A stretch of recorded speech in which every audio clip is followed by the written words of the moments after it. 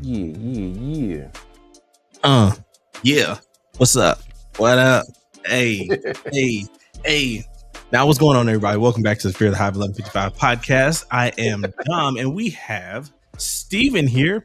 We are one man short today, but that's because of a work thing, but it is what it is. We still love our brother anyway. And we want to welcome all of our listeners from the web Carolina radio. Storm Radio. Yeah, Carolina Storm Radio, man. It's actually been actually pretty cool. We just want to welcome you guys. Thank you for tuning in. And we have an awesome show for you today, as we do every week. And we're probably going to, as much as possible, try to stay true to the show notes as normal, even though I still have my sticky notes of alternate things here. But you got sticky notes? You use sticky notes like that, man? Yeah, I got sticky notes. You got to have your sticky notes. Come on now. It looks like you stole them from somebody's office. That's what that looks like. Hey, that's between me and the person that saw me steal them, okay? The inventory manager? Gotcha. Yeah, cool. Between me and that person. We'll figure that out later. Got a thief in the building. Yeah, we'll figure it out later. But yeah, what's up, man? What's been going on since last week? Everything, man. Everything and nothing at all. Where you got planes falling out the sky. We got polar vortex heading back. Another one? Anthony Davis. Another one. Anthony Davis getting traded for Luka Doncic. Luka. He don't have a last name. His name is Luka. Getting traded for Luka, right? Everything's happening all at once. And in a little over a week, Captain America comes out. So I'm happy. I've already got the wife on board to go see that on Valentine's. I got tickets, baby. I already got tickets. We good. Yeah. We already discussed it. We got reservations. Family, the whole family's going to dinner, and then we're going to go see Captain America. Boom, there you go. Nice. There you go. All right. So, what do you want to tackle first? I don't know. What you want to talk about first? All right. So I got to get this off my chest. This man on the soapbox already. God, dog. We 3 minutes in, right? And he's stepping up onto the soapbox. Go ahead. Look, it's been irking me. So, if you guys don't know as of yet, Elon Musk has been pushing for access to the Treasury payment system all weekend, and they finally gave it to him on Monday. So I have a problem with that. My problem with that, man, my forehead looks big. Is big? Sorry. Go ahead. So my problem with that is this man is the CEO of Tesla, SpaceX, and Twitter. Yeah, X, Twitter, whatever. So a media company, a car company who depends on regulatory credits, and SpaceX, who at some point will get, blank checks for space travel for NASA. This man has access to our Treasury Department. Dominique, I echo your concern, but you have to break that down because most people have no idea what that means.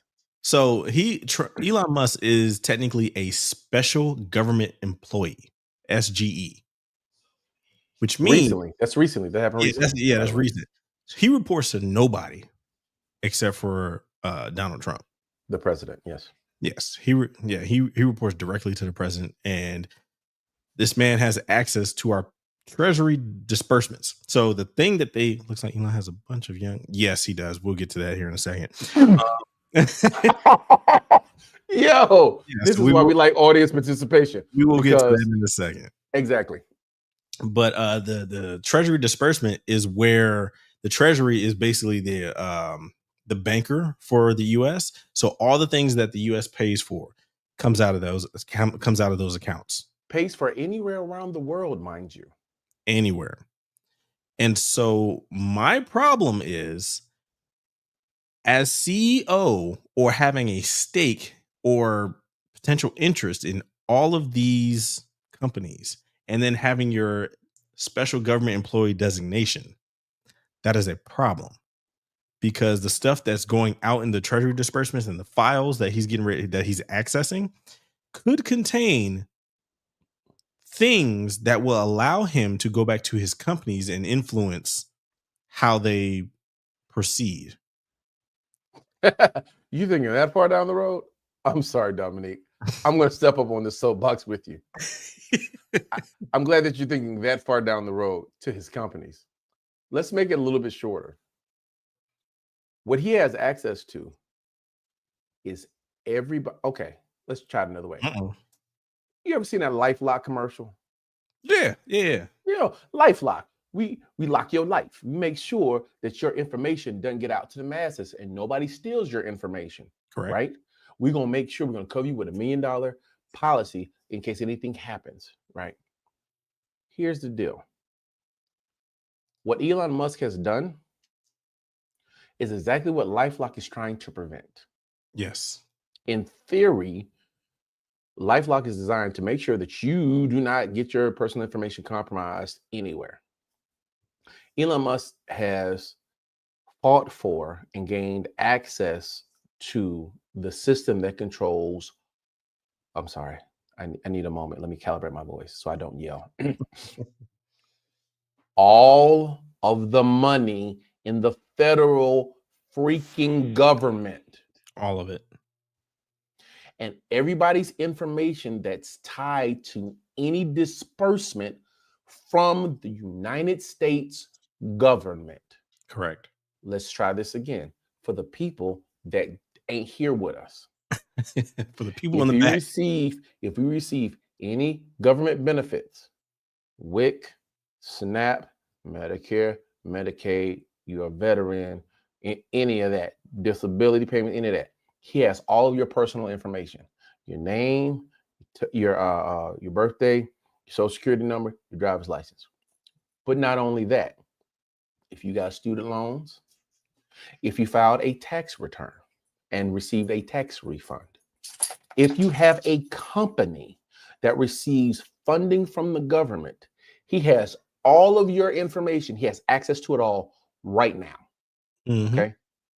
Now, I mean, I will say he possesses, I think, one step down from the highest level security clearance, which he has had a security clearance. What security clearance? Security clearance that he possesses. When did he get a security clearance, Dominique? I looked it up. His security clearance he received during the SpaceX stuff. So he's had it for a while.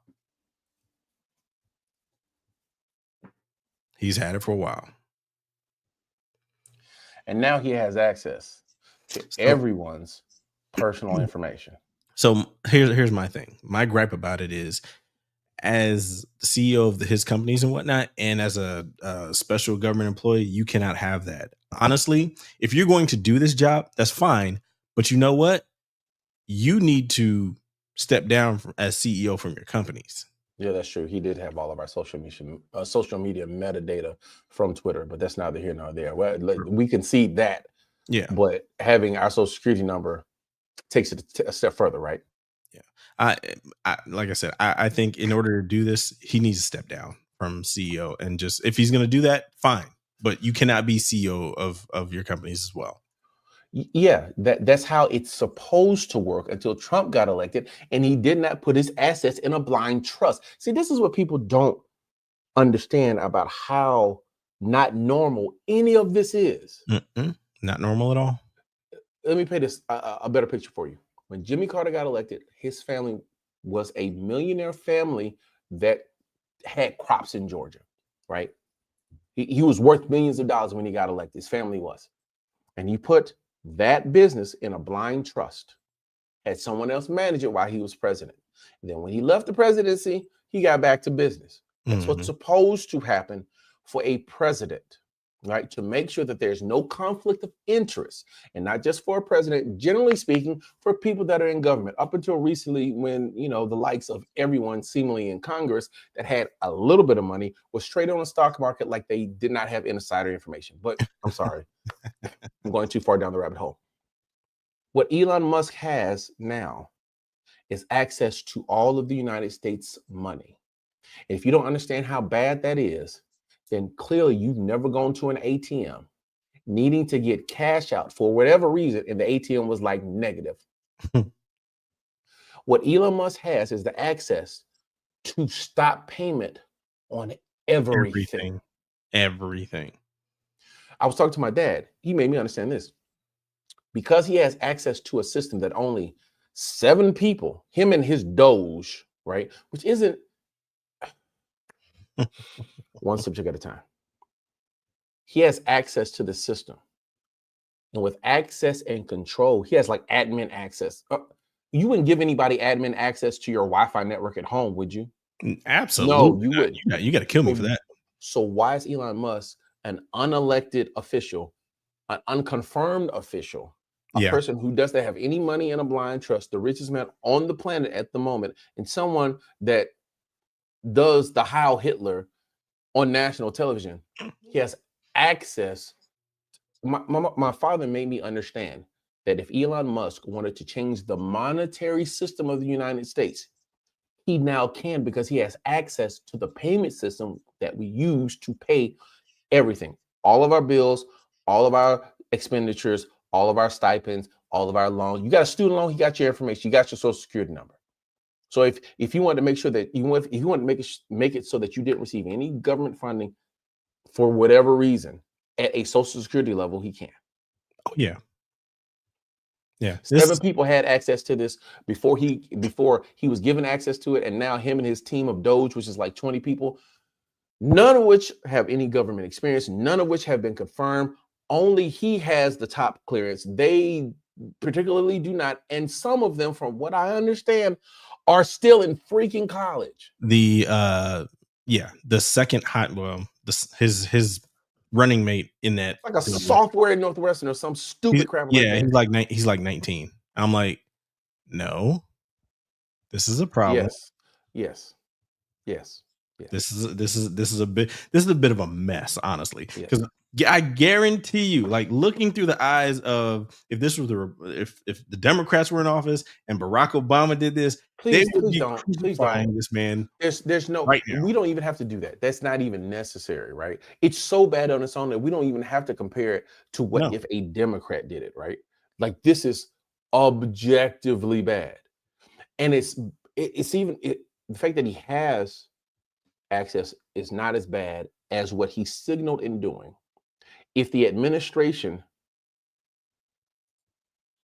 if he says the administration is not in agreement with whatever the disbursement from the federal government is, he can literally stop it at his discretion. I'm sorry. Let's try it another way. Way too much power. Let's say you got a disability claim, right? And your disability has been approved. So you receive money from the federal government because you were harmed at your job, okay? And you go on X and you post something untoward against Donald Trump. Elon Musk can target your social security number and cut off your payments. Thank you. Yeah, it's a problem. Man, major issue. It's a coup in broad daylight. Yeah.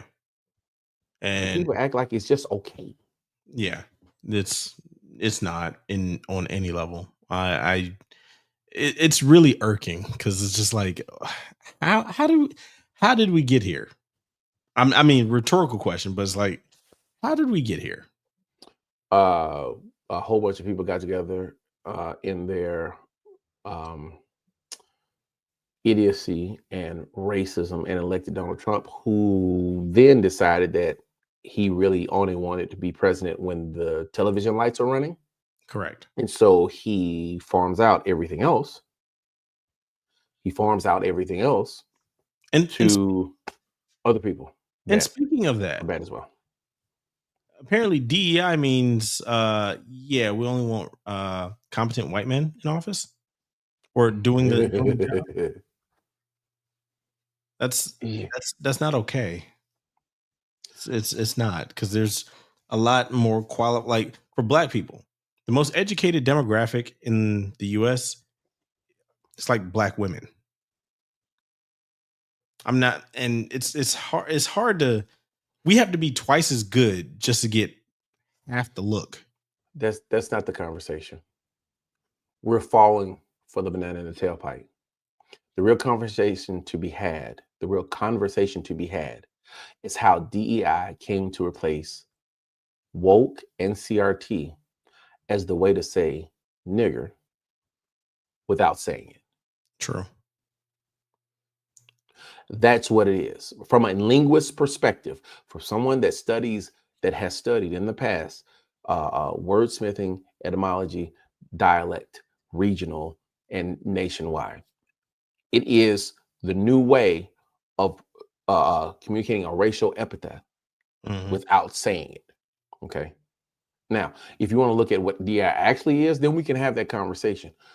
But that's beyond the pale, because anybody that knows anything about DEI knows that it's not even remotely close to what the majority of the white people in the United States think that it is. And what the sad part about it for me is, we didn't, like, as Black people, we did nothing to you. We just want a fair shot at life. That is it. Dominique, like we don't we're not asking much. Existing is an act of resistance from a Black perspective.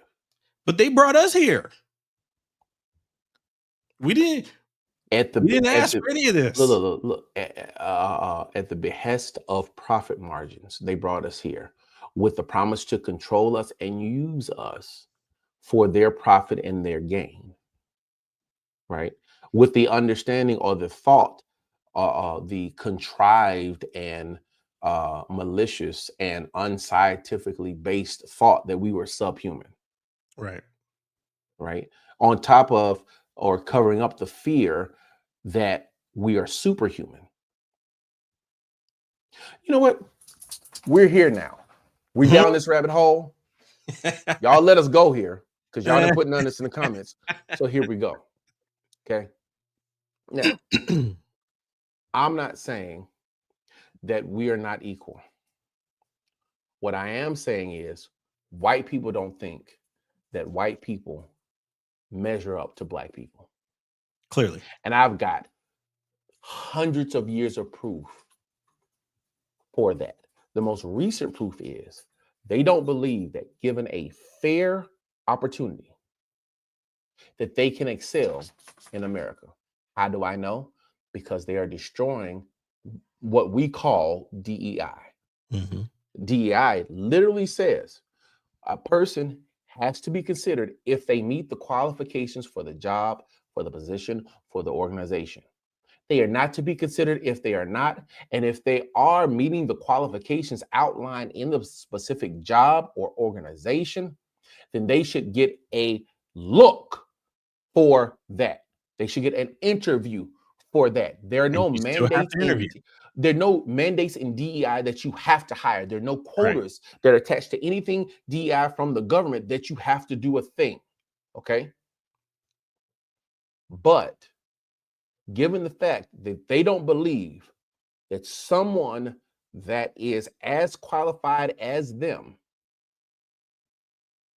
applying for the same position means that they cannot compete, means that on some subconscious level, they do not feel that they measure up to people with brown skin. Point blank, period. I'll give you another one. There's a book called The Delectable Negro. Can you imagine what this book is about? I'm halfway through the book. I'll finish it in about 2 weeks, because I got 3 books I'm reading right now. I'll tell you what the book's about. The book's about the documented cases in history that Caucasians consumed for either pleasure, medicinally, religiously, or on folklore, the skin of Black people. Oh, that's a literal title. You want to know why we don't have massive numbers of mummies from the tombs in Egypt? I'll tell you why. Because they were eaten. They were thought to have superhuman powers.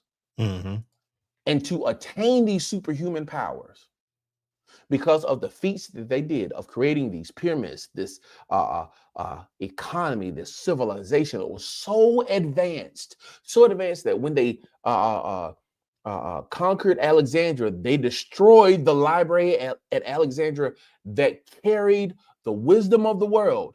They also went on to eat the freaking mummies. Ew.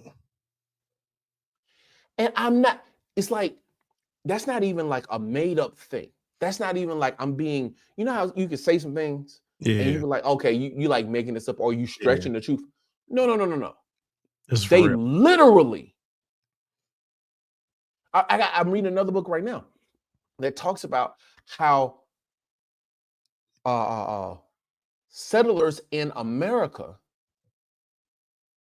would dig up graves for their flesh, slave graves. What? This is a documented thing. It's the reason why you have people that guard the cemetery. There's the reason why there's a graveyard freaking shift. The graveyard shift. Yeah. It's the term of someone that guarded the cemetery so people would not dig up bodies for untoward reasons. That's crazy, man. That's insane. DI is designed to give everyone an opportunity to excel. And hopefully, if your organization gets someone that is as qualified but is of a different culture, it would make the organization better. Because that's what you want. You want your organization to be made better, to work efficiently, to be able to achieve more things, regardless of who the employees are. But people are so afraid that it means that they can't compete in the marketplace. Like, yo, you mad? I mean, as Black people, I mean, for me, I've been laid off before, and just trying to find a decent job so that way I can, provide for my family. Like that's all I want. It's not anything malicious. I'm not coming for your job, trying to get you fired. Look, I go to work, I do my job. That is that.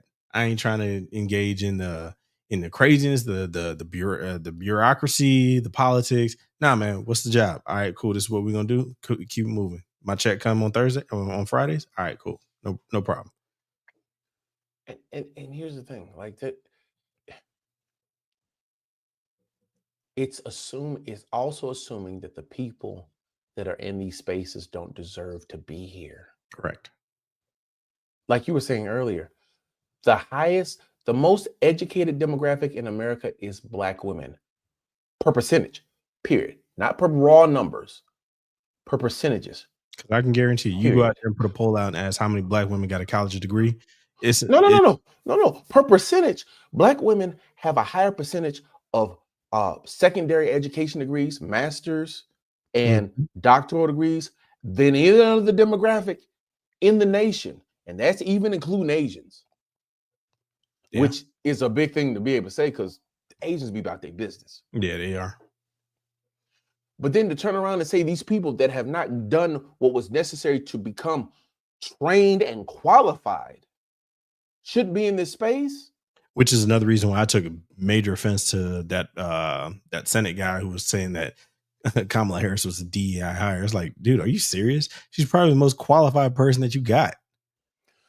You can't name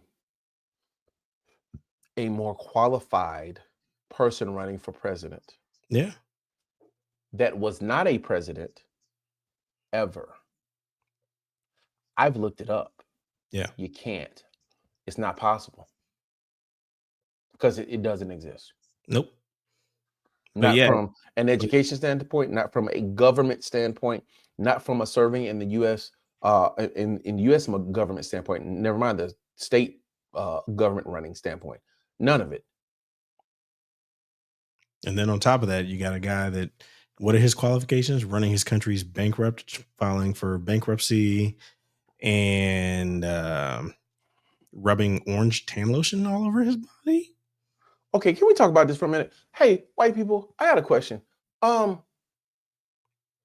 Why don't y'all make sure that Trump has a better handle on his spray tan? Like this man, okay.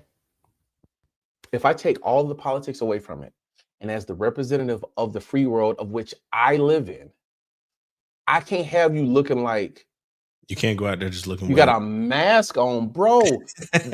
Your whole face is tan, but your eyes are lily white. Can we get a makeup artist or a tattoo artist to fix this? Something. You look crazy. You look like a reverse ghost. Raccoon. You look like a raccoon. You look like a red panda, sir.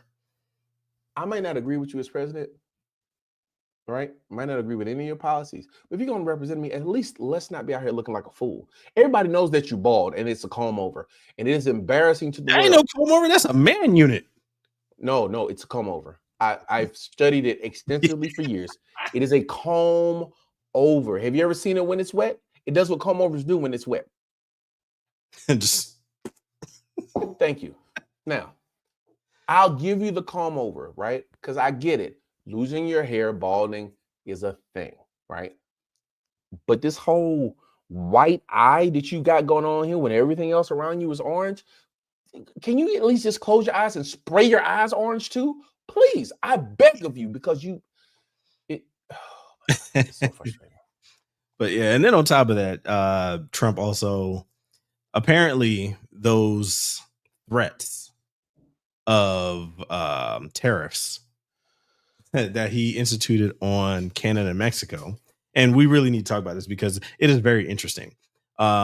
First off, Canada and Mexico are our two biggest trade partners. I mean, we're now. I need to talk about something happy. Can we talk about this later, please? Okay, please. We will come back to this. Hey, Beyonce, she got the was it Artist of the Year? Album of the Year. And Album of the Year, yeah. Beyonce got Album of the Year. Kendrick got Record of the Year. He got 5 Grammys.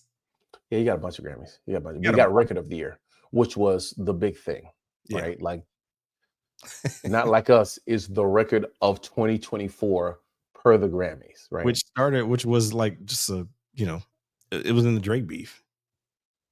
Like, how do you have a song that was meant for a rap beef go to the Grammys and get you a Grammy?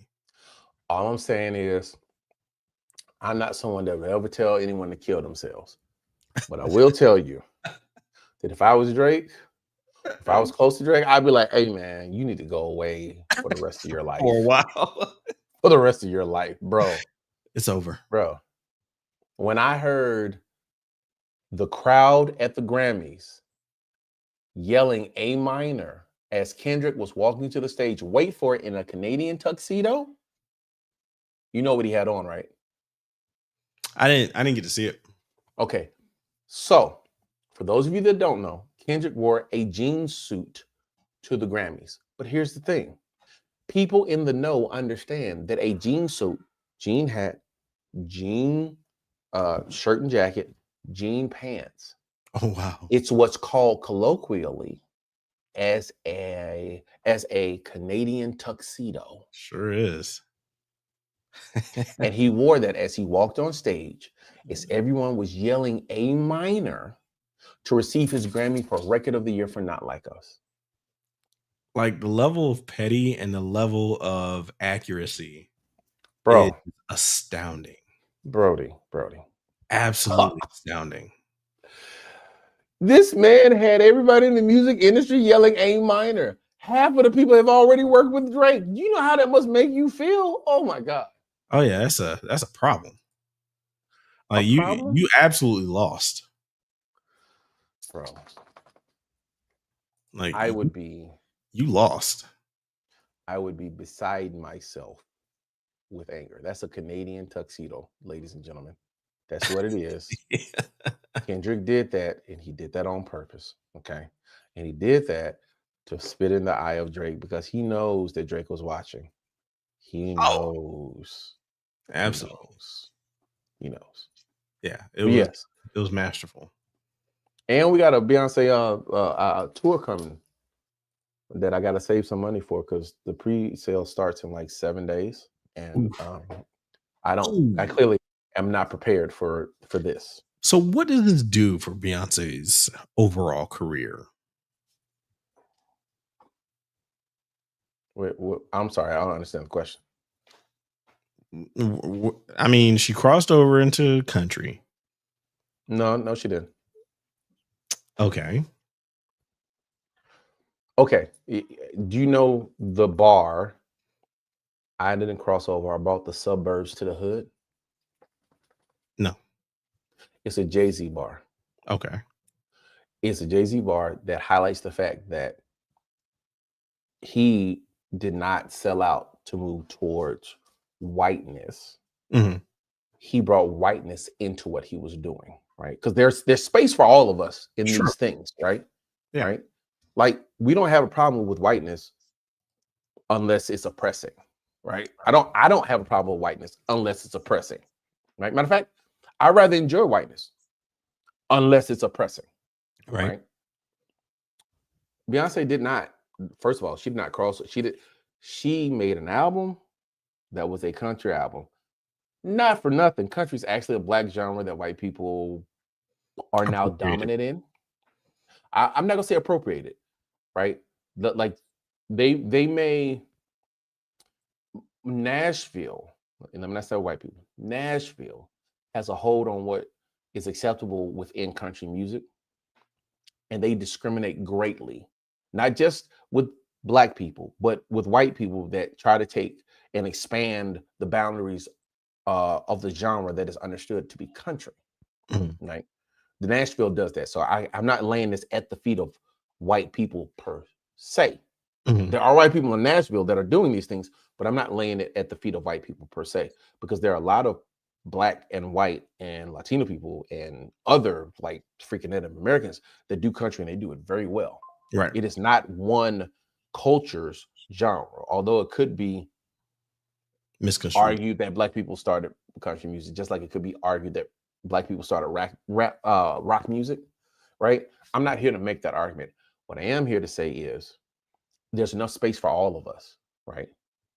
Within country music. And you would think that they would be willing to expand the genre to expand the audience, right? Because country music is actually pretty cool. If you like storytelling, country music generally is your format. It's very good. Very, very good.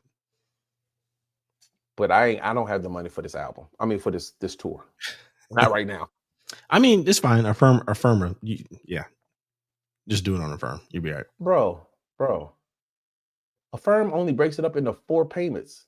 You ever try to break up a $4,000 payment on Affirm? You might as well just pay for the whole thing at one time. It's disheartening. Okay. It's true, but somebody's gonna hit that Affirm button. Somebody's gonna hit that I just got my tax return button. Easy, click. Click. Well, I mean, you let Elon Musk have his way, you're not getting it. Doechii won our best new rap artist. Doechii, a brown-skinned black woman from Tampa, Florida, of all places, won best new rap artist. And I'm so very happy because that woman can rap. That woman can rap. She be rappity rapping.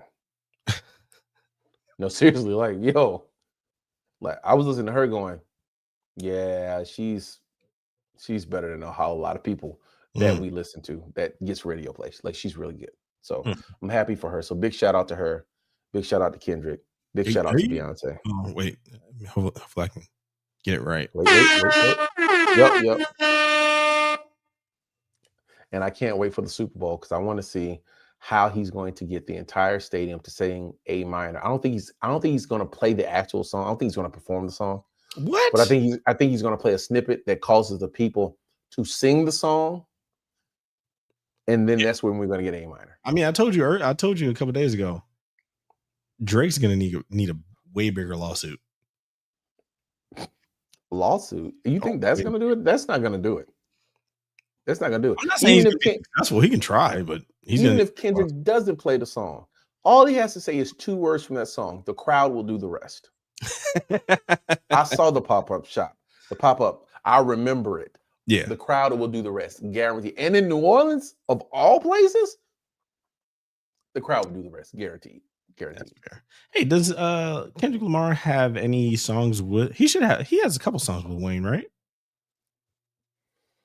Not recently. It's been a couple years, like before the original Spider-Man soundtrack, I think it was. He might have Okay. had a song with Wayne. Okay. Because I do feel not bad for Wayne, but just feel that being in Louisiana, you should, or even Master P. I don't think he's got a song with Master P, but just have some Louisiana be represented at the Super Bowl. No, I'm firmly against it. Firmly against it. I don't want my Super Bowl performance to be based off of the region that's holding the Super Bowl. That's fair. You want me to tell you why? That's fair. Because if it goes to any place else, I mean, granted, we did that with the Los Angeles Super Bowl, but we could do that with the Los Angeles Super Bowl because their acts were big enough, right, and they were socially accepted enough, right, across genre pretty much, and across age group pretty much to do that, right? New Orleans, Wayne, as great as Wayne is, I'm not paying to see him perform. I'm sorry. I'm just not. Yeah. Not when I can listen to his album and hear him clearly. You ever heard Lil Wayne perform? It's a train wreck. Yeah, it is. It's not the best. Train wreck. It's a train wreck. So, but yeah, there's that. Oh my gosh. I got a question for you. Oh no. It's off the sticky notes too. Oh God. Have you ever did your grocery shopping at Target? I tried once. There are a lot of things that even the super Targets don't carry that make me go, I can't really use you as a place to shop. I think everybody's been in that boat. I know they have the grocery section, but it's just like, I don't think I could. I mean, Walgreens got a grocery section. Dollar General has a grocery section. What are we talking about? Like, I'm not going shopping there for groceries. I might go there to get a thing. But that's the psychological thing about Target. You're not there to go grocery shopping. You'll pick up a couple things, maybe if you remember that you forgot that you don't have it at home, and you'll get it from there if they have it. But you're not going in there like how you do Walmart, Publix, Harris Teeter, Food Lion. Like you don't do that at Target. That yeah, it was just weird. I was just thinking about it because I was like, yeah, does anybody actually like shop at Target like for groceries? And I'm just like, I don't think that happens. Let's pivot on it, right? Target, by and large, at least from my perspective and in the experiences that I've been to at Target, Target is a place that you go to shop when you are treating yourself. It is supposed to be an enjoyable experience. I have rarely been grocery shopping and expected it to be an enjoyable experience. Right. Therein lies the difference. Right. You go to Target, so you find really cool stuff that you wouldn't have seen anywhere else. That's not grocery shopping, right? Grocery shopping is, I gotta live. I gotta eat or I'm gonna die. I need these things to live. That's not why you go to Target. I'm sorry. It's just not why I go to Target. No, yeah, me neither. To see cool stuff. But like I said, it was just a question. I was like, you know what? I wonder, and it's not like I prompted you on that. It's just it's just everybody has like the same experience with that. Like you just don't. Yeah, no. Target's appeal was that it's a special mid-level place. It's not baseline. It's not high end. It's chic, right? And that's where its cultural cachet came from. Black people, I mean, we go to Walmart to buy bacon. We go to Target to buy sconces. I don't know. What I do know is you don't go there to buy, I mean, I can buy a t-shirt from Walmart, right? I'll go to Target because they got cool stuff. It's true. Yeah, that's true. You know what I mean? So here's the other thing. So before we got on tonight, I was scrolling, of course, and I saw, and I came across this new challenge that's out there. It is the Sprite challenge, and and this is how you participate. You take a bottle, not like a 2-liter, but like one that you can get out of the gas station, and you're supposed to down the Sprite without burping. And then at the end of it, you're supposed to, then when you have a bit, the biggest burp, that's the one you let out. And people are failing it, just drinking it because you're taking in so much. You're taking in so much of it. And people have been passing out trying to complete this challenge. And it's just one of those, like, okay, a few months ago, maybe like 6 months ago, I saw another video where this kid was like, "Hey, I just found this new drink. It's called Everclear, and I'm gonna drink it right here." And it's side by side with this lady. I was like, "Oh my god, you don't know." Like, it's just one of those things you start looking at. It's like, this generation they're weird. Like, No, yes, they are, but they are no, very they're weird. not. They're weird, but they're not different, right? So the look of disdain on my face, right? If you're watching on YouTube, you can see this. If you're watching on Facebook, you can see this. If you're listening on Carolina Storm Radio, you cannot see this. There's this look of disdain on my face because, by and large, with maybe about 7 exceptions in my young adult life, I wasn't really like, you're not going to peer pressure me a lot, right? Like peer Right. pressure, and especially like now, peer pressure is not a thing, right? No. These challenges, uh, in my old estimation, No. are people succumbing to either one of two things: either peer pressure to do it, to be a part of, or the fear of missing out. Mm, Those are the things that drive people to accept and participate in these insane challenges.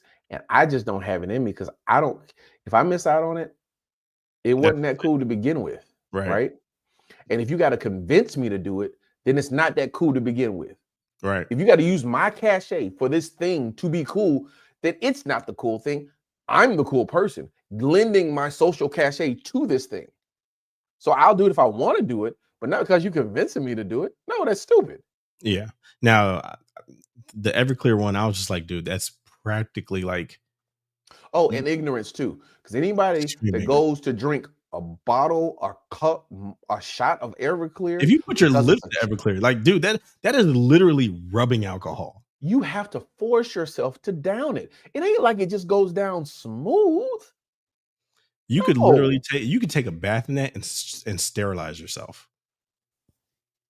That is You that is kill the all the level you kill all the microbes in your stomach drinking Everclear, dude. that is the level of, I don't know, cleanliness that you can have. Like, that drink should not be even so, you should not even be able to sell it as something that you can drink. It's a People are cleaning drinking product. it because it's a challenge and they're finding out that it's not a game, right? You acting like it's a game, but it's not a game. Okay. Yeah, no. No. And I watched it twice because it's just like, going to college, Oh, you just like, I watch them all the time. I like, remember when it started with like the ALS challenge, when they pour oh water and yeah. ice water and all that good stuff. I was like, oh, that's nice. Won't be me doing it, but that's nice. They started huffing stuff, huffing paint thinner or Oh god. aerosol. Oh, Tide Pods. you didn't know? No, that was stupid. That was really stupid. But yeah, you didn't know that aerosol got you high? I did. I don't. Like yeah, But go you can get Crayola markers and sniff those if you really want to. I mean, go for it if that's your thing, but don't do it because it's a challenge. You know what I mean? Like, yo, why are you trying to down a whole bottle of Sprite? Is you thirsty? Go get some water. You trying to prevent yourself from burping while drinking the most carbonated soda on the face of the planet? Fine, okay. It's like those people. Do you remember during COVID when those people were walking up and down those crates? Yeah. Idiots. Exactly. Fear of missing out, right? Idiots. People breaking their legs, breaking their ankles, Next. breaking their ribs, breaking their necks, breaking their backs, breaking their arms, trying to walk up a box of crates. And I'm like, that's what you get. Yeah, Play stupid absolutely. games, You win win stupid stupid prizes. Absolutely.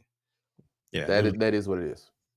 I was entertained I'm definitely entertained, but it is what it is. Man. No, not even want to talk about that. I saw it too. I was like, okay.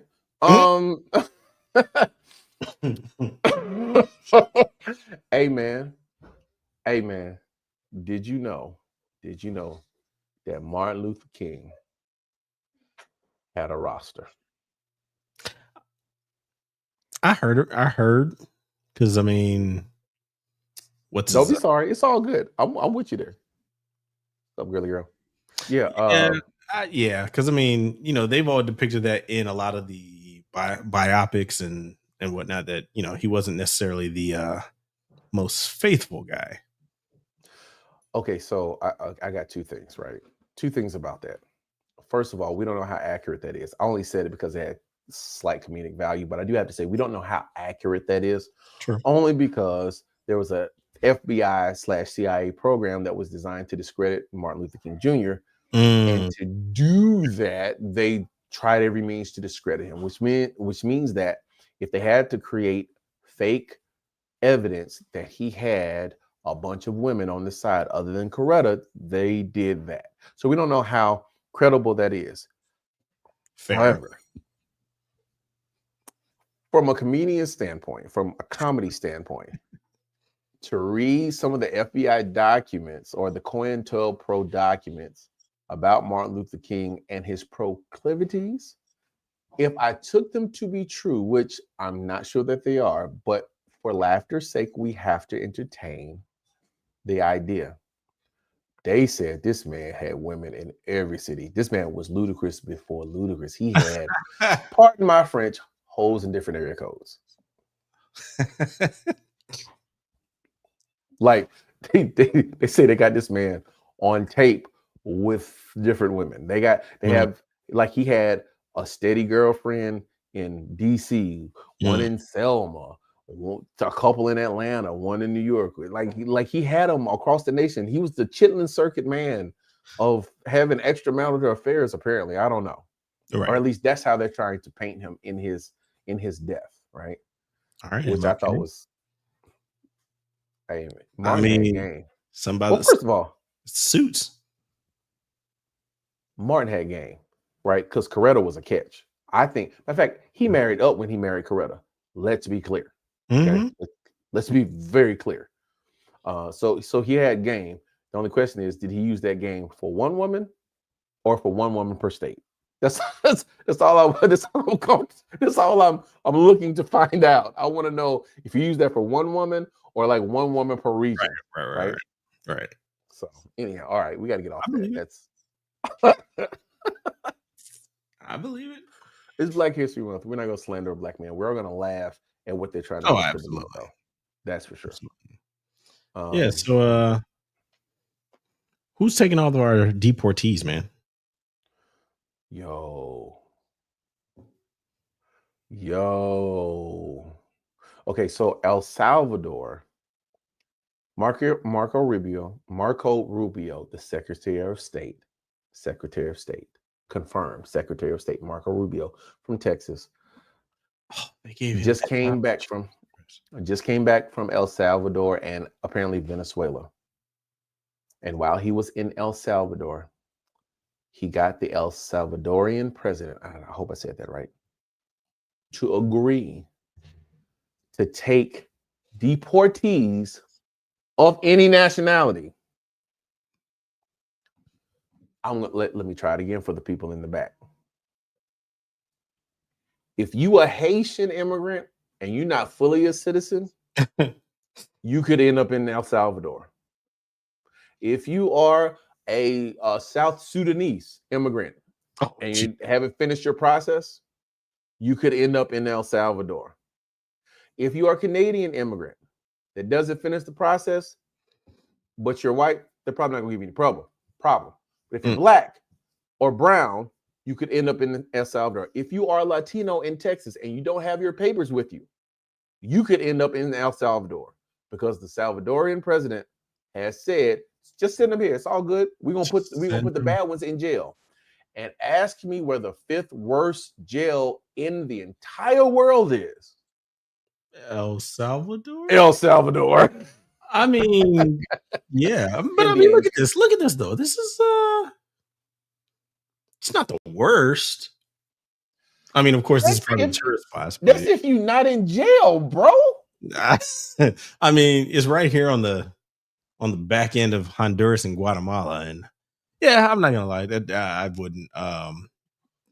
It's not my first choice, bro. I think I would take Colombia before El Salvador. They rank the worst prisons in the world. Oh. El Salvador's prison is number 5. Let me put this in contrast.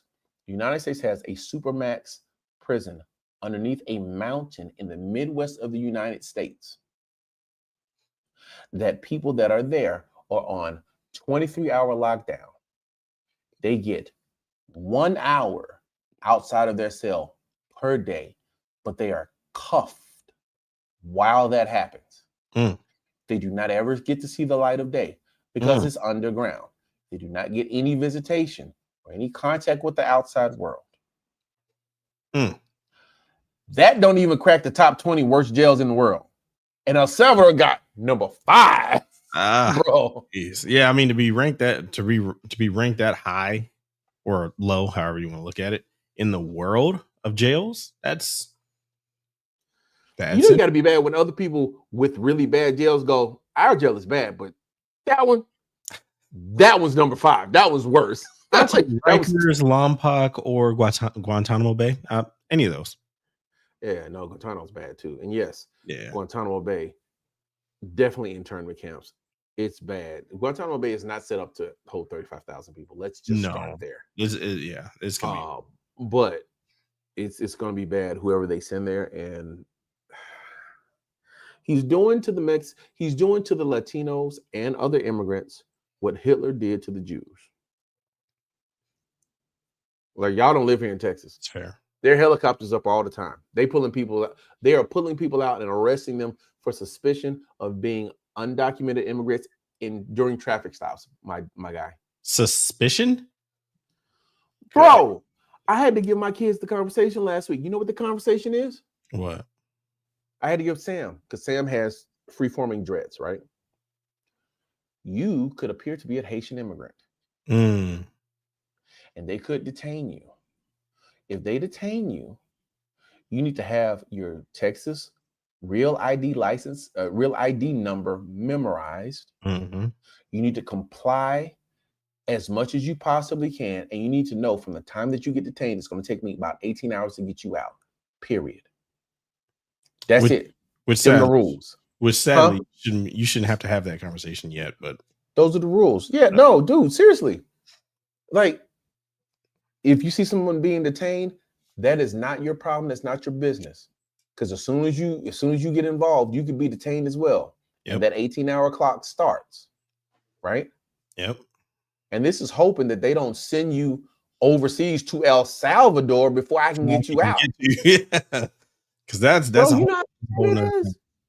Yo, people don't understand. When Trump was first elected president, there were reports, even if the breaking up of families never happened, where they separated children from their parents and then put children in detainment facilities, many of which they were abused physically and sexually and mentally. Even if that never happened, there are confirmed reports of the administration deporting people to places they were not from.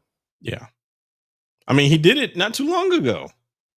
He was just sending random people to Colombia. Like, what?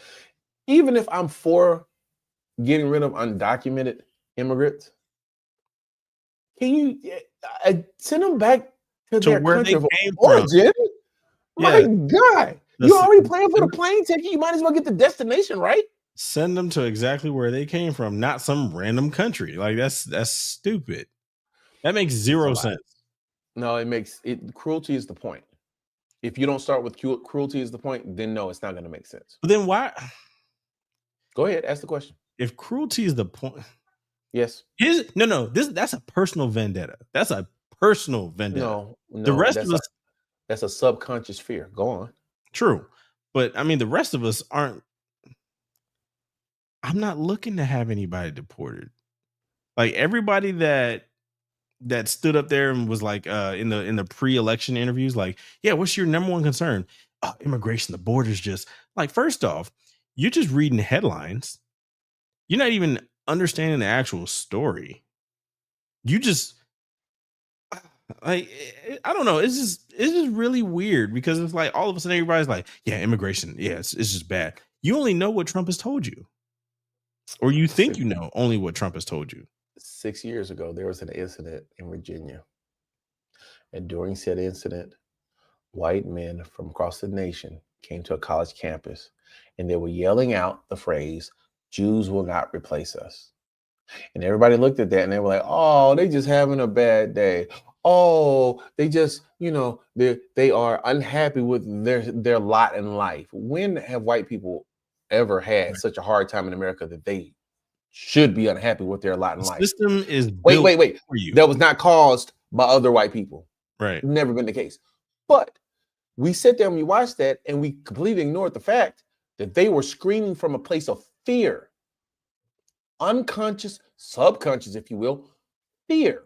Mm-hmm. Now, not all white people are like those people.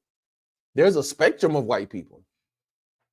But there's a lot of them that have subconscious fear that makes them do things and act in ways that hurt other people, particularly people of darker skin, in horrible ways. Like, dude, seriously, there's no reason why we should, first of all, for as much as undocumented immigrants pay into Social Security, there's no way in hell we should be deporting undocumented immigrants. That was the other thing. I had a recent interview where somebody was saying, hey, yeah, and they just got onto the point of, undocumented workers, blah, blah, whatever. And then they was like, yeah, they don't pay in this system. They're like, actually, they do. And it was like, well, I wasn't made aware of that. Oh, I'm sorry. You missed that meeting. I didn't know you needed a book. Read it. Like, why wouldn't they pay into the system if they're here? No. Because the narrative is that they're freeloading, that they're here legally and they do not contribute. When the opposite is the case, they're here and they contribute. They contribute more than the freaking millionaires. But by and large, they are not receiving the level of benefits that citizens are receiving. Period. Right. So, I mean, that is what it is. Real quick, tariffs are stupid. Wait. Yeah, tariffs are stupid. Tariffs are stupid. Let me tell you why tariffs are stupid. Really, really quickly. I only need 25 seconds. Because even when the tariffs are gone, the prices never go back down. Okay. We saw that in the pandemic. And that was and if you like, and if you like Waffle House is adding 50 cents per egg to the cost of your Waffle House meal. Yep. Thank you, Donald Trump. Thank you for making my all-star breakfast not $11.90.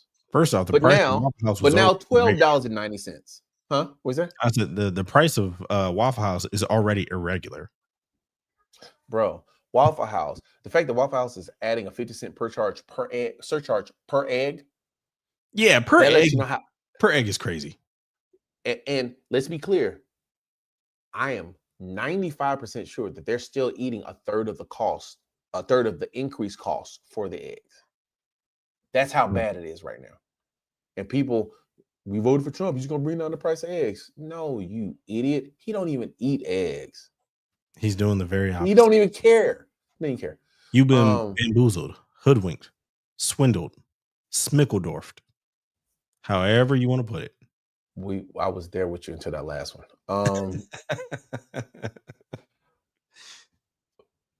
We're coming upon our hour, and at the hour mark, we let our Carolina Storm Radio listeners go because we have a 1 hour time slot so generously given to us. And if you want to hear the rest of my tariff rant, my gosh, yes, come back to YouTube. After, yes. and after the hour mark. Yes. Also, keep in mind that we are on Carolina Storm Radio on Sunday mornings at 9 a.m. and on Wednesday mornings at 9 a.m. Richard told me that. I was like, yo, I got 2 time slots. I'm big time now. But thank you to Carolina Storm Radio and our listeners there. We will see you this time next week. I am Steve. This is Dominique. Thank you, guys.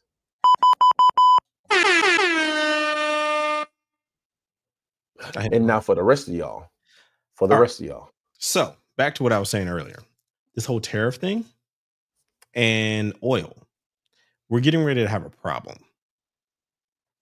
Tariffs, number one, if you're in the mood for if you're gonna be buying a car, if you're in the market for a car within the next year and a half, be prepared. Don't do it. Because check this out. Well, you got about 2 weeks to do it. Right. And then you can't do it for like a year. Because here's where tariffs are going to screw us over. The big three, Stellantis, GM, and Ford. Guess where their cars are assembled and made, or at least the big ticket items assembled and made? Canada and Mexico. So, yeah, that's going to be a big problem. So, guess who's going to have to pay the extra money on those tariffs? Okay, so let's back up. Tariffs are amounts that are charged to companies depending upon where their products are made or shipped from. Correct. It's charged on top of the cost of the item, and the company can either choose to eat the cost or to pass it on to consumers. No company eats the cost. They all pass it on to consumers. Okay. Absolutely. Which means that anytime you hear the word tariff attached to a product that you personally purchase or consume, you need to understand that whatever the percentage of that tariff is the percent increase in the item that you purchase. That's what you're going to pay me. If there's a 20% tariff and the shirt that you normally buy is $10, that shirt is now $12. Okay. And of course, since prices are going up anyway, why not chalk it up to about 15? Go ahead and make a little extra. Well, I mean, it's a lot. Yeah, used cars are expensive as well. But yeah, same with parts. So if they make the part outside of the US and they have to import it into the US, same thing. Which means service is going to cost more. On the used car front, it's not even because they are getting worse. It's because the supply is being manipulated. Oh, we're here. Hey, man, you know why diamonds are so expensive? You said dimes or diamonds? Diamonds. Where are my diamonds? You know why diamonds are so expensive? Because they're exported from other countries or imported from other countries? That's the BS they want you to believe. Because they're so precious, that's the BS they want you to believe as well. Diamonds are so expensive because of the perception of the diamond and because there is a company that severely limits the inventory of diamonds at any particular point in time. Of course there is. That's why diamonds are so expensive. But then also recently, I've read a report that a lot of people are opting for the lab-grown diamonds because they're cheaper. Cheaper, yes, but not as cheap as they should be. Oh, And De Beers has 2 E's in it. I don't know where the second E is, so put it in between the D and the B or the B and the R. I don't know. I just know it has 3 E's in it. And yes, De Beers, one of the companies in league controlling the inventory of diamonds, which make them more expensive when they are no stronger than and no more precious than sapphires. But that's neither here nor there. But that's consumers decide to buy it. Yes. But then also, our fearless leader wants to tariff the EU. Not like he doesn't want to tariff. He doesn't want to tariff anybody. It's all a negotiating ploy, right? We saw the tariffs with Mexico. We saw the tariffs with Canada. It's all a part of the TV show that is actually not entertaining at all. But what's interesting is he tariffed Canada, he tariffed Mexico, and in Mexico's part, it's because they came to an agreement to add 15,000 troops or 10,000 or 15,000 to the border, which Mexico already said they were going to do that last year. They've already done it. They're 15,000 at the border now. Yeah. And then but the tariff and the headline is Trump gets Mexico to bring troops to the border. That's what he was after. It's a reality. He's a reality TV president. He's creating a problem that doesn't exist and then spinning it like he solved the same problem that didn't exist. Yeah. So that way he can pad his stat. That way, so That way he can convince his supporters that he did something when he did nothing, because his supporters do not have the ability nor the desire to read with understanding and decipher the bull from the actual truth. Well, yeah, because I mean, Fox News is going to do his bidding anyway. He just has to. Fox News and CNN. Let's be honest with you. True. If there was real journalistic integrity in the United States, then Donald Trump would never have been president. But that is not the case. We have fallen very, very far from the days when journalists were actually allowed to and awarded for doing actual journalism on the national stage. So there's that. There's that. Last week, did I say that Elon Musk was thinking about mulling over buying MSNBC? That's your boy. If he wanted to buy not MSNBC, my boy. He'd have been bought already. He is by himself. Steve. Oh, so now you're disavowing all knowledge. Is that what you're doing? No, I'm not disavowing all knowledge. I can separate the man from the product. There's no separation of the man from the product. He's essentially R. Kelly. Either you take him with all of his faults, or you don't. It's the same thing as like not well. Do you know who the CEO of General Mills is? I don't need to. You want to know why? Because he's not a rapist. I bought my car before all this happened, okay? Number one, I bought my cars before all this happened. Please get up off a neck about this. It was a good idea when it happened. When the cars were available, when I bought it was all a good idea. He seemed a little crazy, maybe on the spectrum, but not like this. Not like this at all. Well, okay, so I'll put it like this. Like I said, I can separate the two. Yes, I understand that he is a CEO. But I can separate it. Tesla, all in all, does good work. Yes, he is the head guy, but there's a lot of good people over there that's doing a lot of good work as far as technology goes. And I do believe in that. A lot of money that he's using to buy the U.S. presidency and government. So, but here's the thing. So, okay, if I give money to a homeless person and they decide to go buy crack, is it my fault did I buy the crack? Or what he does with his money, or with the money that's given to him, he does what he chooses to do. That's not on me. Oh, that's the road you want to go down? Is that the hill you want to? Is that the hill? I mean, that's where I'm equating it to, because it's essentially the same thing. It's just that one person is selling a product that more people want to buy versus the other person is just wanting to be given money. But what they do after the money? Wait. Would you purchase an R. Kelly album knowing everything that you know now? Vinyl? Yes, I probably would. Okay. All right. Would you go to a concert?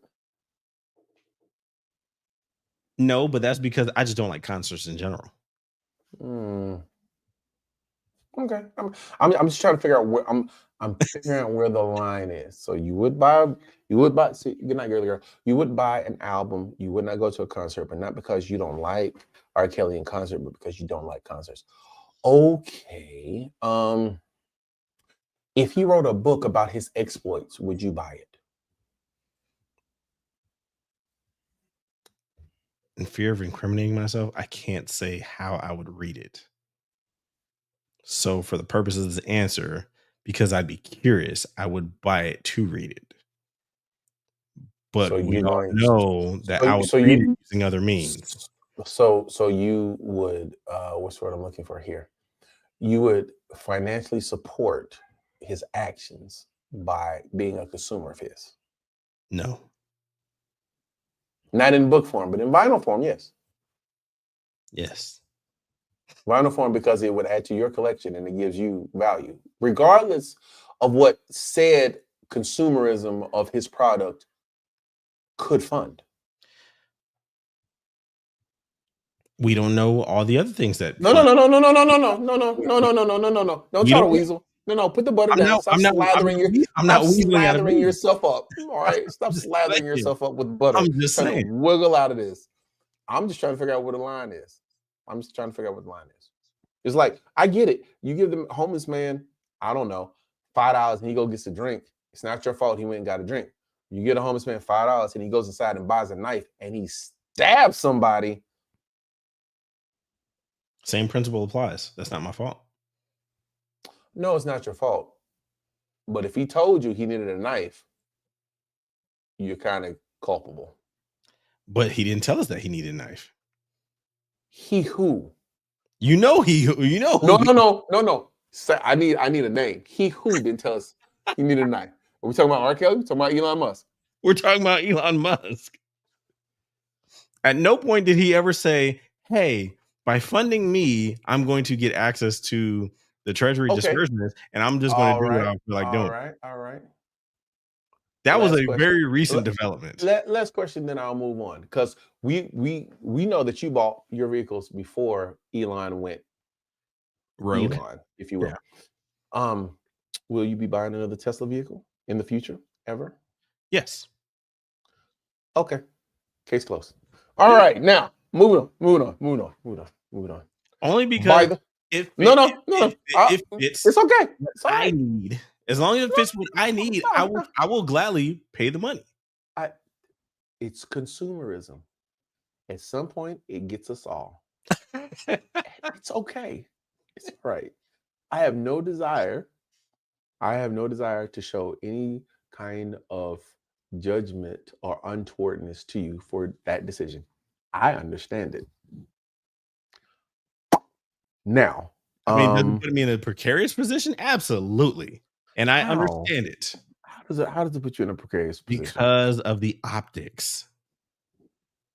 Because of the optics? Because of the optics. I have to drive around with these cars knowing that they're associated with Elon, knowing that Elon's in the government doing God knows what's what. And I gave a good rant on it. And I mean, my thing is, I don't agree with it.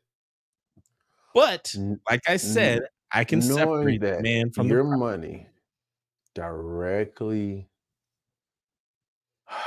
helped and enabled a man to end America as we know it. It hasn't ended yet. It has as we know it. It hasn't ended yet. Hey, I'm just out ahead of the pitch. Are we on the path? Probably, yeah. I mean, it's all good.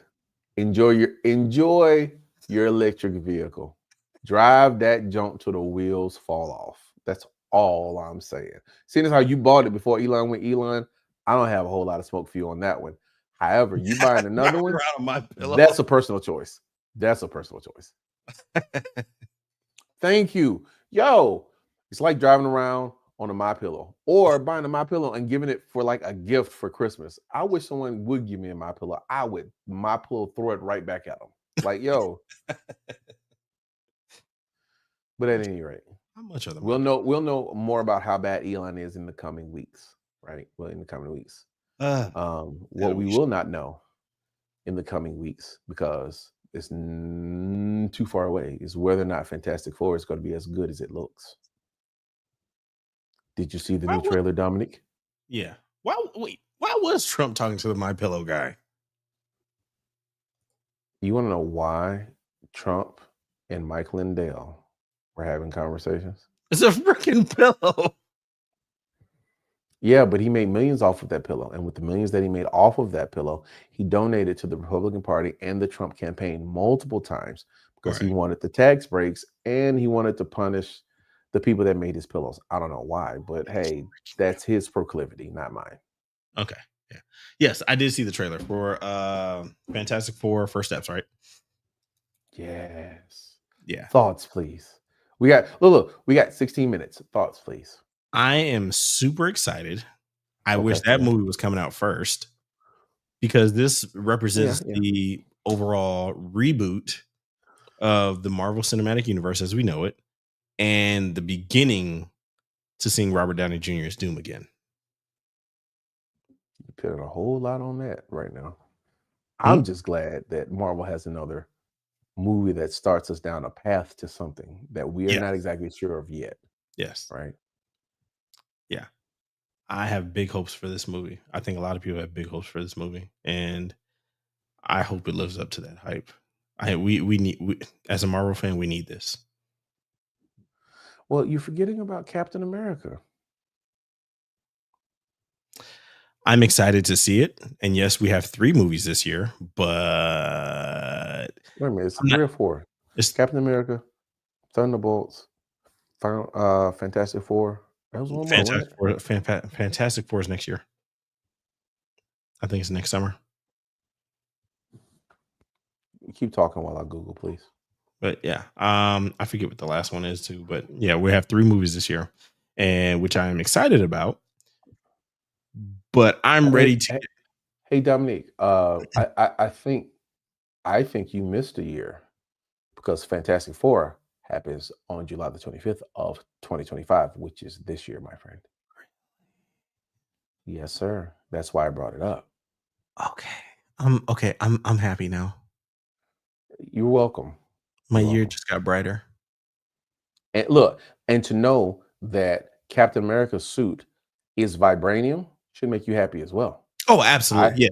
I saw that and I was like, yes, y'all finally did something right. We need to go back.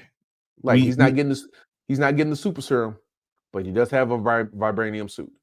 That's pretty freaking dope. That was the question. A lot of people were like, "Yeah, how is he able to fight? How is he able to fight Thunderbolt Ross in his Hulk form with the suit?" And it's like, well, what else? It's vibranium. It has to be vibranium. Like nobody else can build a suit. The only person that could possibly build a suit like that is Tony Stark is gone. Shuri and Ironheart, which we'll get an Ironheart series this year. They're doing that's gonna be slightly weird because I think they say Mephisto is supposed to be in that, and Mephisto is the MCU equivalent of essentially the devil. And it's just weird because this is not like a Doctor Strange movie. Now, if you said Mephisto and Doctor Strange, okay, that kind of goes together. But like it might be an entrance into Doctor Strange, though. Think about that, though. Yeah, you know how Marvel does. Yeah, hopefully that's what it's just. I had raised eyebrows for it because I was like, so how is Ironheart gonna fight Mephisto? Like he's supernatural, she's not. Just that whole thing. But she's super smart, and he clearly is not. So yeah, definitely looking forward to Fantastic Four and Captain America. Right? Mm-hmm. Did you see Galactus in the Fantastic Four trailer? Yes. I was screaming. My wife was going, "Why are you screaming? Calm down." I was going, "There's no possible way that you could get me to calm down, with the exception of one thing that you're not going to do right now in the middle of the day." So here's the thing. That's Galactus. Okay. Yeah. That's Galactus, the devourer of worlds. I said it too. Look, I said it's the devourer of worlds. He was like, look, and so she plays Lego, right? Mm-hmm. So she's beat. Okay, so just a little bit about my wife, right? She's really good at a whole lot of things. One of the things she's really good at, aside from painting, she's done all these paintings. Aside from puzzles, aside from putting together Lego stuff, the Lego games on PS5. She beat all them joints. Like I own like 5 or 6 of them. She's beat them all. She's looking for another one. And so later on this year, when another Lego game comes out, I'm going to be forced to buy the 3rd PS5 in my house so that we could have one for her to just play Lego on. Yeah, that's fair. Hey, she needs that. She deserves it, and she's going to have one. Just not at the moment. Just not it. Oh, dude. Real quick, we got 2 minutes. I went to see Dogman yesterday. I don't know why, but okay. Wait a minute. Today's Tuesday. I went to see Dogman the day before yesterday. My son Silas, gosh, I gotta stop doing that. My son Silas is turning. He turns 9 today, right? Hey, happy birthday, Silas! Wait, we do birthday weekends. Nope. We do. Yeah, we do birthday weekends, and we do it big. His big weekend where he has his friends coming over next weekend, right? Saturday before Super Bowl. Yo, so check this out, really quickly. My wife's idea. She's like, "Why don't we Philly cheesesteaks?" No.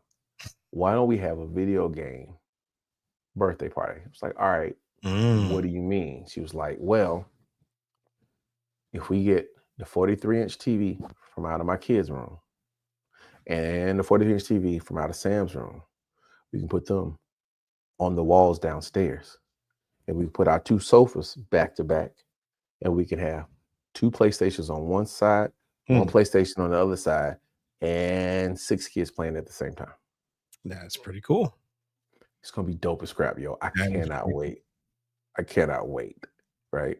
Yeah, you gotta take pictures. I'm gonna have to take a picture. 243 on one side, 175 on the other side. Everybody playing on PlayStation. They might even be playing the same Fortnite game together, which would be really cool as well. That would be really cool. Yeah, that'd be really cool.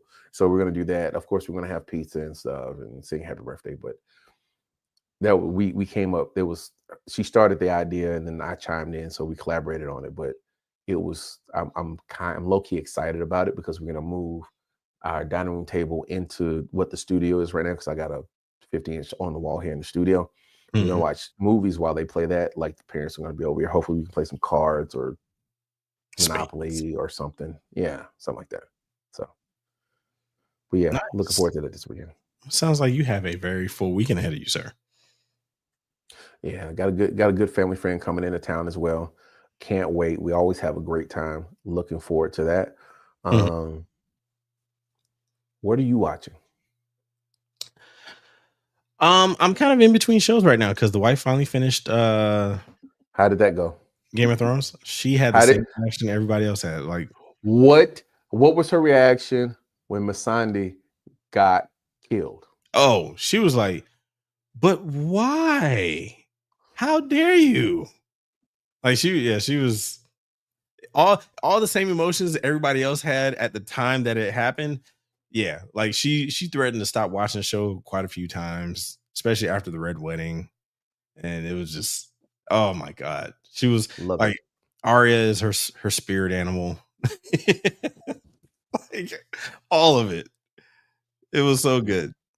So now next for her is House of the Dragon, but I'm giving her a break so she can watch something else to catch up with that before we start House of the Dragon again. Because I told her, I said, look, House of the Dragon, if we should have watched it first because it would have put everything in perspective. No. Yes, you did right. No. For me, it put everything in perspective. Yes, but it only put everything in perspective because you had all the information. Yeah, but no, because the Game of Thrones is essentially just a story of how this is the first time that a non-Targaryen has ever sat the throne. And but in order to understand why the Targaryens are so significant, you do need to watch House of the Dragon. And I think if you watch House of the Dragon first, you will go in with that into Game of Thrones, because then you really know who Aemon Targaryen is and why when you do find out that Jon Snow is Aegon Targaryen, was it the third or the fourth, why he's so important. I'm of the opinion that if you start with House of the Dragon, you'll never watch Game of Thrones. The only reason we care about House of the Dragon is because it's because it tells the story before. Like, we would love to know what happened before. Like the times because I recently rewatched Game of Thrones as well, and when Missandei got killed again, I was like, burn it all down, burn them all of them. I don't care. King's Landing can be empty when she's done. I don't care care at all. Don't care at all. But we only care about the idea of the characters because we know, like, we have an idea of where it ends, right? Those characters aren't inherently interesting except for in telling the story that we don't know, right? Like, if there was a story that told the tale of Robert's rebellion, we would watch it, but not because it's a great story, but because it helps us to understand what Robert's rebellion actually was. You know what I mean? And I would actually watch that show. I would watch it too. Yeah. I would watch it too. Because also they're supposed to be coming out with Snow, and then there's something else that they're working on that's kind of goes after all of this. My honey grabs. Oh, absolutely. And I'm going to watch it. Yeah, I'm probably gonna watch it too. Let me stop. I can't wait for Lanterns. Interesting. Lanterns. Whoa, lanterns. Yeah, as in like Green Lantern. on. Please help me out. I have no frame of reference. I believe it's going to be like HBO Max.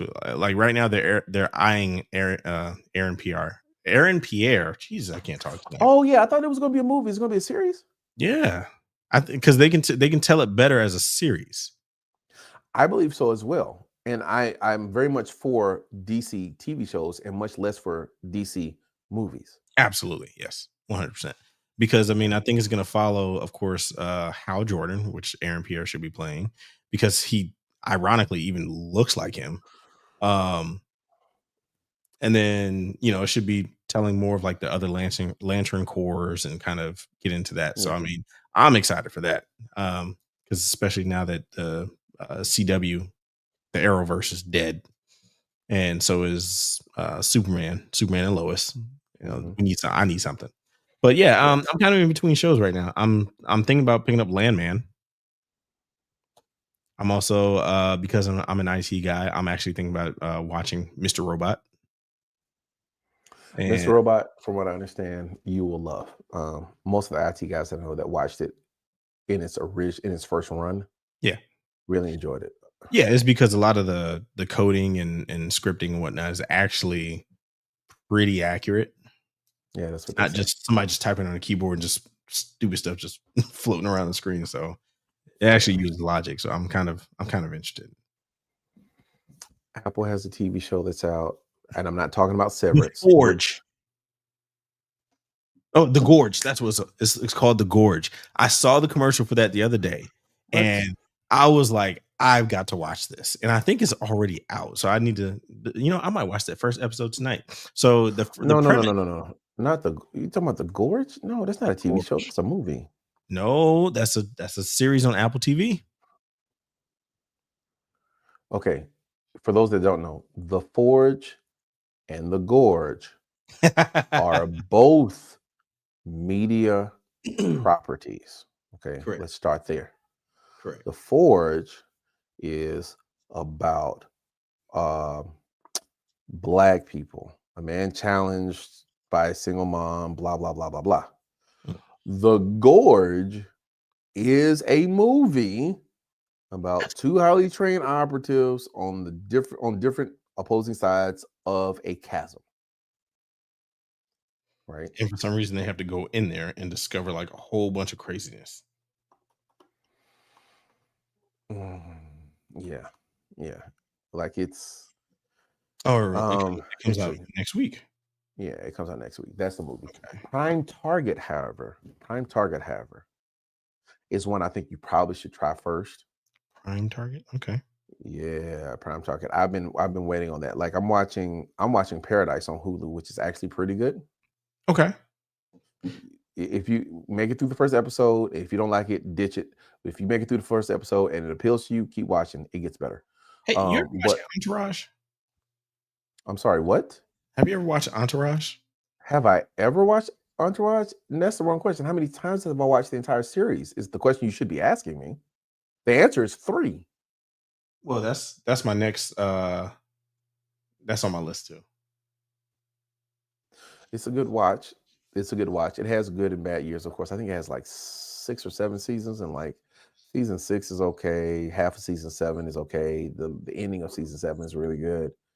Again, it has lulls, but it has value. It's kind of old now. Mm-hmm. Kind of like The Wire, kind of old. You know what I mean? Mm-hmm. Which you still haven't seen. Yeah, you're gonna be holding your breath on that one. What about Suits? Suits LA. That's supposed to be coming up. Wait a minute. Suits or Suits LA? Those are two different shows. Suits LA is supposed to be. Okay. You've seen Suits though, right? Here and there. I watched a little bit of it. That's not an answer. Either you've seen Suits or you haven't. If you've seen it here and there, then you've not seen Suits. Oh, I was about to say officially, then I haven't seen Suits. It's okay if you haven't. It's okay. What I will tell you though is Suits is a great show. Again, it has 7 seasons. Season 5 drags a bit. Parts of season 6 drag a bit. Parts of season 7 drag a bit. But if you like law shows and the sensationalized version of lawyers, then Suits is the show for you, right? Gotcha. Like I watch a lot of law shows. Of course, I've watched probably 20 seasons of Law and Order from start to finish. Definitely watch Suits. Meghan Markle's in there. Ally McBeal. Yes, that's how she became big, by the way. Elsbeth, The Good Wife, Good Wife. There's a whole bunch of law dramas I've watched. It's a thing. Okay. But Suits is pretty good. Suits is pretty good. Okay. And Lawrence Fishburne's wife. Whew. I'm gonna tell you right now. If I wasn't married. Whew. Anyhow. But yeah, definitely give Paradise a shot. It's pretty good. Landman is certainly good. Wait a minute. You got Paramount Plus, right? Yes. I know what that look means. You've seen Lioness, right? Bits and pieces.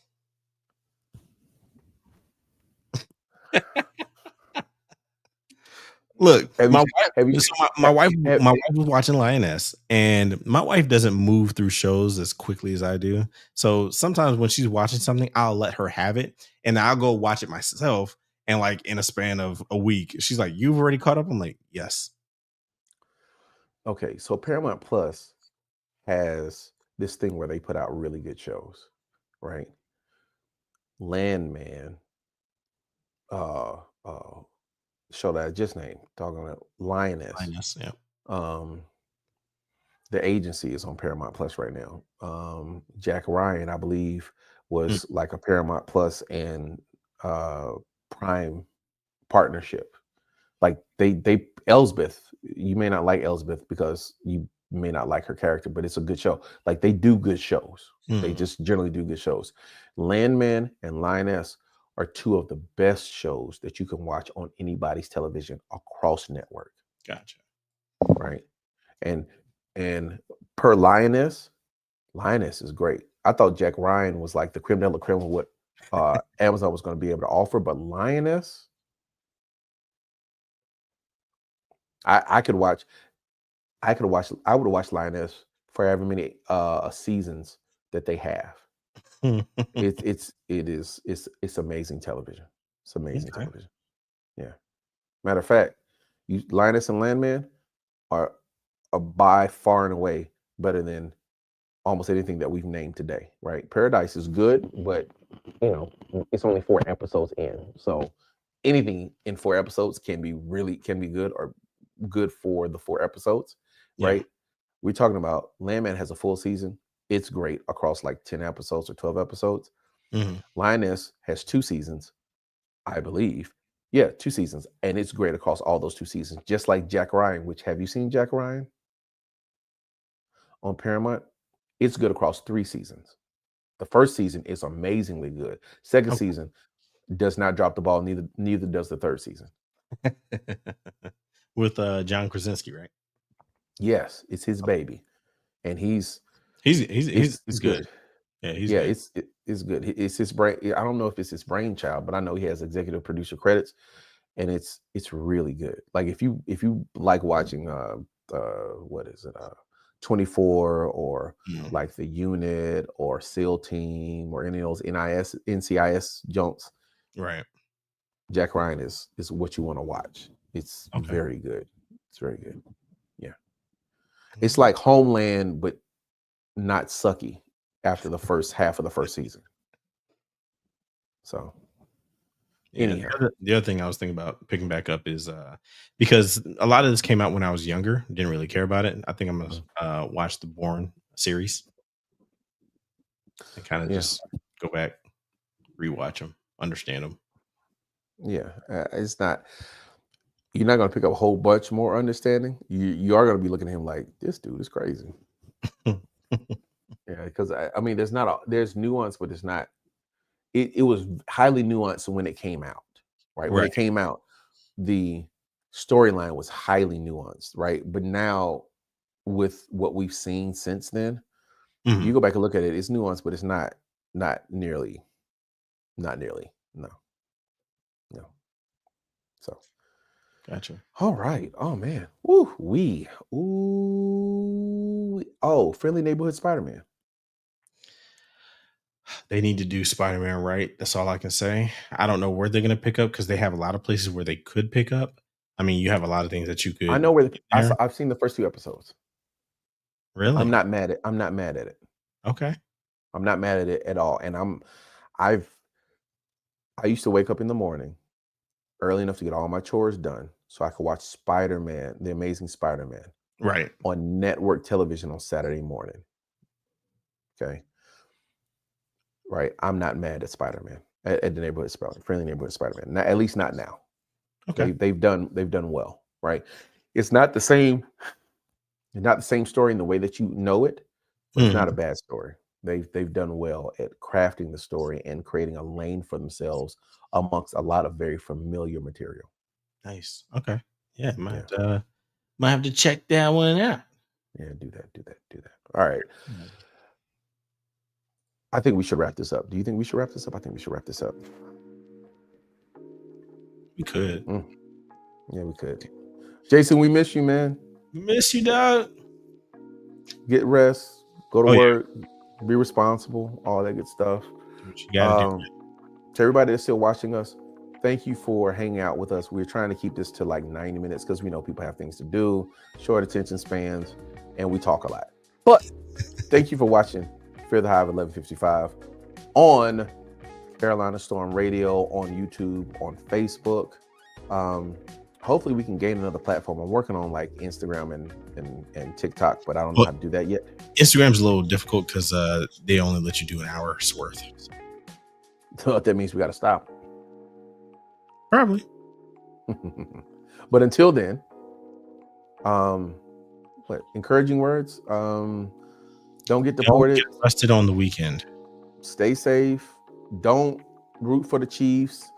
Let's go bird. Take your medicine, your vitamins. Get rest at night, and we'll see you next week. We'll see you next week. All right, later, y'all.